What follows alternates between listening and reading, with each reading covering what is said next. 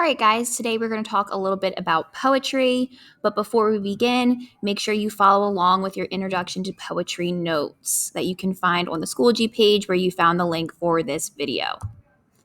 All right, so what is poetry? Poetry is a type of literature that expresses feelings or tells a story in a specific form, usually using lines and stanzas. So, why write poetry?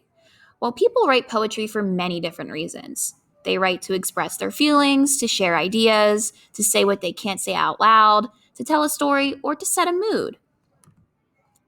So, mood and feeling. People write poems when they're in a lot of different moods to express a lot of different feelings. Just like you have many moods happy, sad, angry, funny poetry expresses many different moods and feelings. Poems can be happy, sad, angry, romantic, or even funny. So let's think about poetry form. So, form is the way the words look on the page.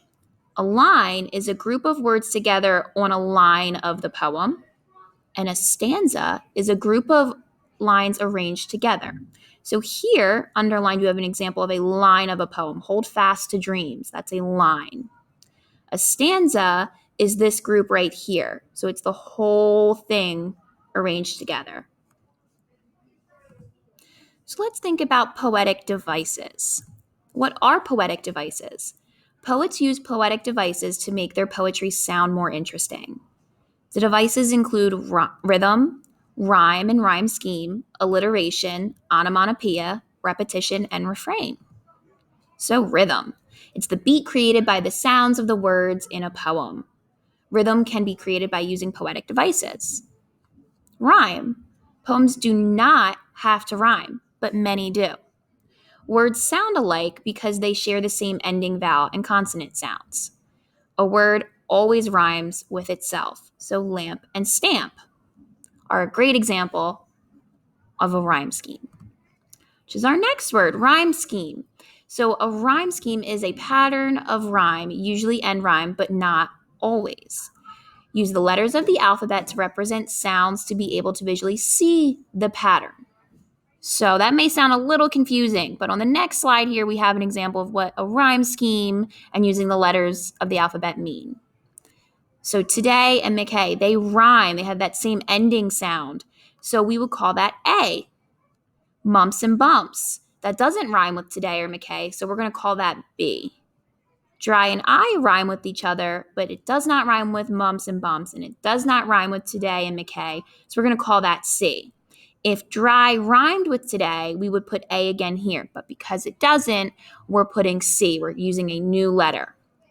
Choke and broke have a new letter because they don't rhyme with any of A, B, or C. And numb and thumb are E.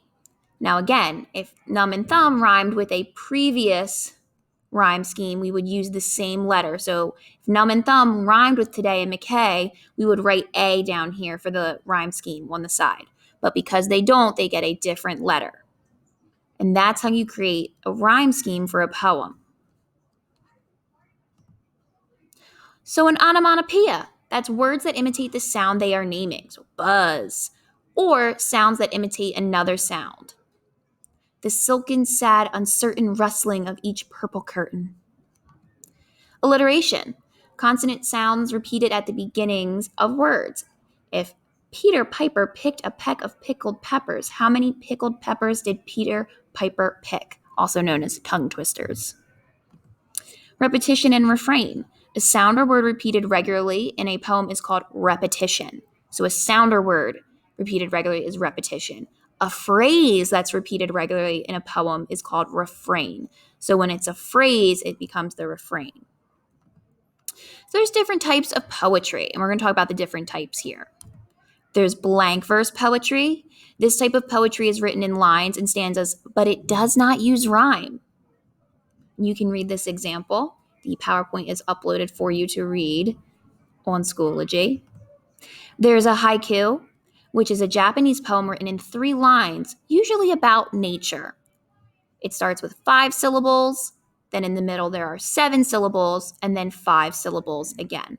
An old silent pond. A frog jumps into the pond. Splash! Silence again. It's very short. Then there's a narrative poem. And we actually wrote narratives at the beginning of this school year. So a narrative poem is very similar. It's a poem that tells a story. Narrative poems can be long or short. The example to the right here is an example of a short narrative poem. So I brought my grandma's teeth to school. Sounds like a great narrative poem, which you can read on Schoology using the PowerPoint.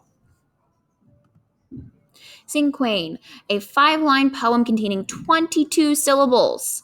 2 syllables to start, then 4 syllables, then 6 syllables, then 8 syllables, then 2 syllables. An acrostic poem, which I'm sure you guys have done before. It's a poem or series of lines in which certain letters, usually the first in each line, form a name, motto, or message when read in order.